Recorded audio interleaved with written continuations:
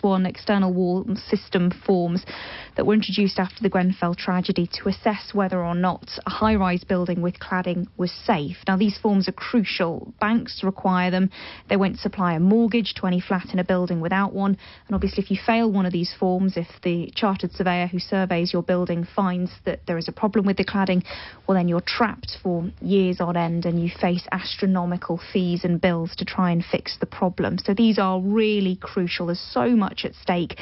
And last month, 33-year-old Thomas Clark, a man from Rainhill in Merseyside, pleaded guilty to fraud by false representation. And today he received a 15-month custodial term, suspended for 2 years. He was accused of sustained fraud with significant degree of planning after he forged these certificates. Now, on background, Clark, he had a gambling addiction. He'd been contracted as a third party by a company called Specialist Facade Inspections Limited to survey these buildings.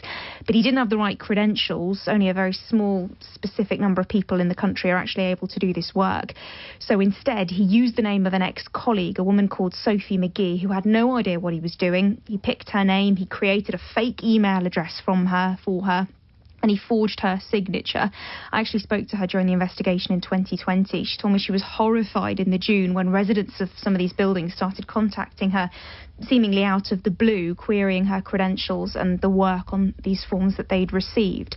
She also said in her victim personal statement as this went through court that she'd suffered significant stress as a result of Clark's lies. He ended up signing off a total of 55 forms for 55 buildings throughout the country in her name. He made himself £6,000 in the process while suffering with gambling addiction, and he provided the victims with these worthless forms. Now, as he was sentenced today at Liverpool Crown Court, the recorder, Andrew McLaughlin, said the only reason he's not going to prison is that none of the forms were factually incorrect. So therefore, the residents of the properties can at least be reassured. The defence, Michael O'Brien, said that Thomas Clark made the wrong decision at each and every turn. He's offered no excuses for his behaviour, and he did, of course, plead guilty. While the company who'd contracted him as a third party, SFI, told me today on the phone they really feel relief at the sentence. They say they're grateful this is over and that they have learnt their lessons. LBC's correspondent Rachel Venables there. More on this over on our website, lbc.co.uk. Where the news never stops. LBC News. There are calls for strong action on racism after a Tottenham player had a banana thrown at him on the pitch. And while we'll be missing one athletic star from this weekend's London Marathon.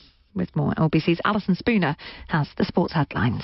FIFA's investigating after Tottenham forward Richarlison had a banana thrown at him after scoring in Brazil's 5-1 friendly victory over Tunisia in Paris. He's warned racism will continue happening every day and everywhere unless strong action's taken. Piara Power is from Football Against Racism in Europe. He's pleased the player and his teammates have spoken out. The message from them is that this is wrong and they're expecting action. That is a sort of driver to action that we're seeing these days. Players have a voice. They have a platform and they're using it, as we've seen over the last 2 or 3 years, in a way that we've never seen before. England's women's rugby union team will play their first standalone fixture at Twickenham in the 2023 Six Nations. They'll face France there in their final match at the end of April. And Mo Farah has withdrawn from Sunday's London Marathon through injury. The four-time Olympic champion who won the big half in the capital earlier this month has a hip problem. He says he's done everything he can to be on the start line, but the issue hasn't improved enough.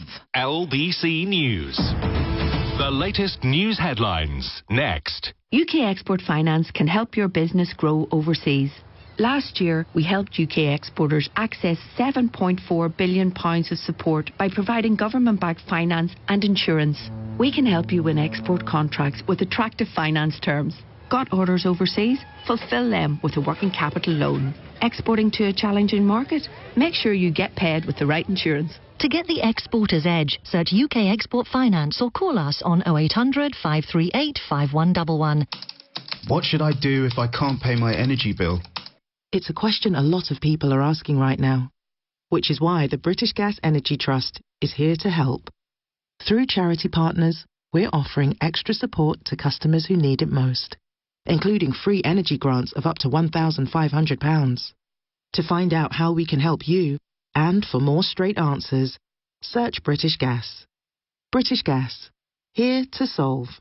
Subject to eligibility. On your radio, on global player, and Play LBC News, where the news never stops. This is LBC News. From Global's newsroom, I'm Simon English. The government has ruled out a U-turn on Friday's tax-cutting mini-budget, while it's understood the Chancellor won't resign despite growing pressure. The Bank of England was forced to launch a surprise government bond-buying programme worth £65 billion to prevent a financial crisis. Labour's leader, Sir Keir Starmer, is urging the Conservatives to change its financial plans, saying they've lost control. And for what? For uncosted tax breaks for those earning hundreds of thousands of pounds. And so what the government needs to do now is recall Parliament and abandon this budget before any more damage is done. Hurricane Ian has hit into Florida, bringing winds of around 150 miles an hour, which are ripping up trees and roofs. Storm surges are also causing flooding. Around 2 million customers in the southwest of the state are without power. US President Joe Biden is urging people to listen to authorities. The storm is incredibly dangerous, to state the obvious. It's life-threatening. You should obey all warnings and directions from emergency officials. Don't take anything for granted. Use their judgment, not yours. A search operation is underway off the coast of Florida for 20 people after a boat sank during the hurricane. The vessel was taking migrants from Cuba to the US. Windsor Castle and St George's Chapel are reopening to the public for the first time since the Queen's death. Visitors will be able to see Elizabeth II's final resting place. From Global's newsroom, you're up to date. LBC News. Weather. Sunny spells this evening before rain returns in the early hours of Thursday morning. I'm Holly Harris. I'll have a full forecast in 15 minutes. LBC News. Travel. Starting off in Kent on the A282 anti-clockwise, the police incident still ongoing there between the M25 at the Dartmouth interchange and Junction 1A at Bob Dunn Way. You still have the overnight closure in Dagenham on the A13 outbound between the Goresbrook interchange and Marsh Way. That's for overnight works and it will remain closed until 6 a.m. If you're on the A61 Penistone Road in Hillsborough.